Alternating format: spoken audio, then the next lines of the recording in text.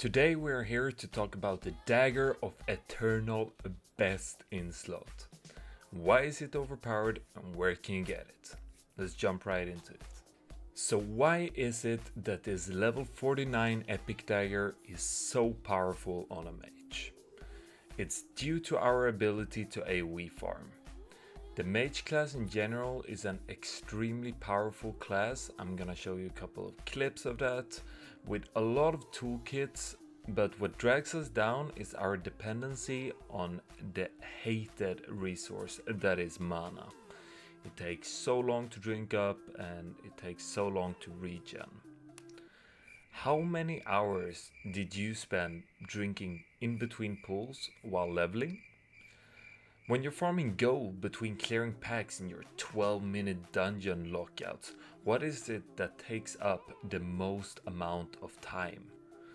Or how often do you find yourself out of mana while clearing trash packs in raids?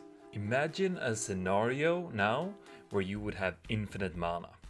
Because of our ability to kite and AoE farm mobs, this means that we could pretty much farm any group of mobs as long as there is enough of them to get consistent procs.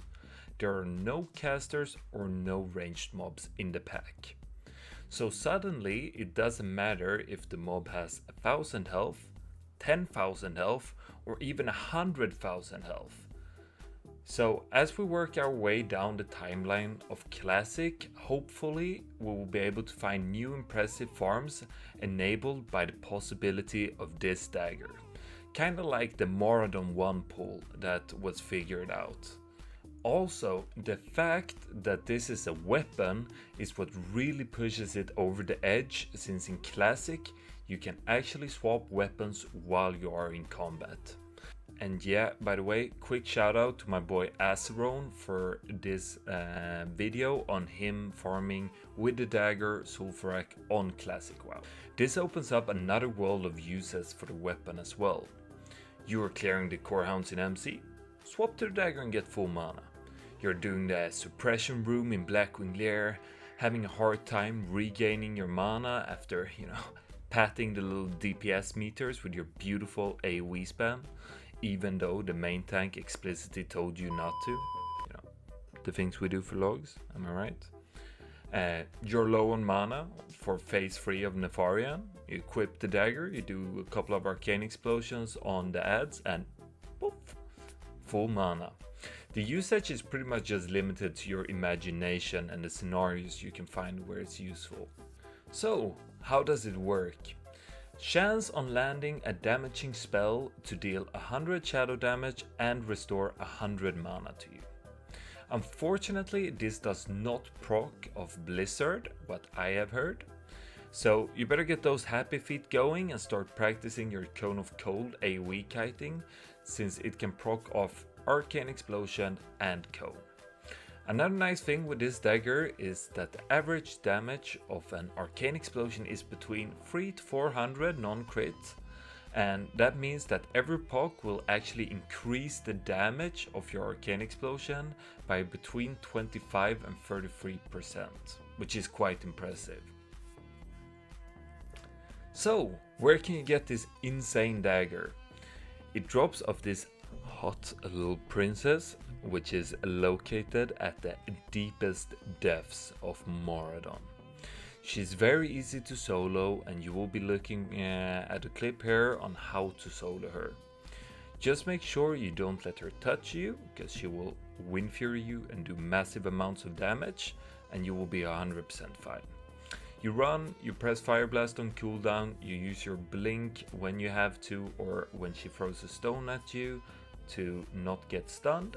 And I'm recommending using a pet like Barrow Peasant Collar, the trinket from the Skullman's questline, and or Skelly from Onyxia to proc her Royal Fart Cloud. This is not mandatory, but will make the fight a lot easier if you haven't done it before. I should also add that the death run back is pretty much like going from the Shire to Mordor. So don't read it, or you better start recording your trilogy or writing a script or something like that.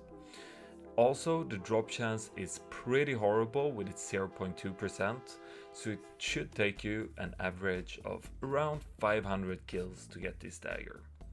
This will for sure make you lose your mind, but hey, at least you get that kick every time you walk up to loot this little plus-sized model princess.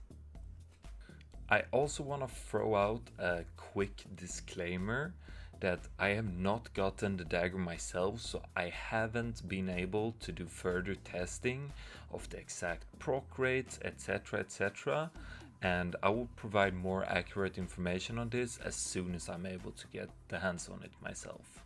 So the requirements for killing princess is pretty low. If you have full prebies, you're more than fine, and you can probably do it as a fresh dinged level 60 character as well. And just make sure you have a pet trinket. I'll list some of them here, like the battle chicken from engineering, the peasant collar, or like the offhand from Nyxia. You're also gonna need the scepter of Celebras, which will allow you to enter through the main portal, so you're gonna spawn as close to princess as possible, so you don't have to run through the entire purple or orange side. If you don't have the scepter already, go get it, you slacker. Thank you guys for watching my video on Blade of the Eternal Best in Slot. If you guys have enjoyed, make sure to subscribe to the channel if you enjoyed the video, and let me know in the comments what you guys want to see next. I'm finally done ranking, so I can get back to making videos for you guys. And if you have any questions about anything, you can find me on twitch.tv/Tarzan. That's the absolute best place to reach me. I stream almost every single day. You can find the link up here and down here, and you can find it everywhere. And I hope you guys have an awesome week on that. And yeah, good luck not losing your mind getting that dagger. Till next time. Peace.